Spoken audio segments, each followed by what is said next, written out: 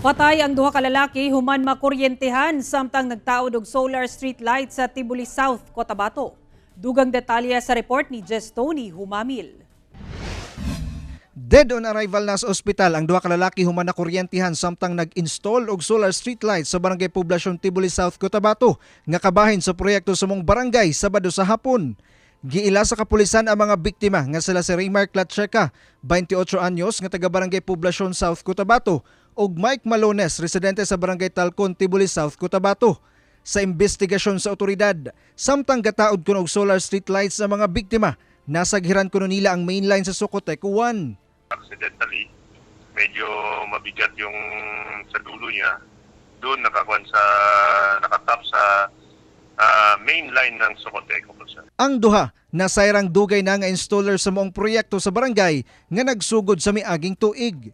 Hinuon adunay nadawat nga tabang gikan sa barangay ug lokal nga kagamhanan sa Tibuli ang nahabiling pamilya sa mga biktima.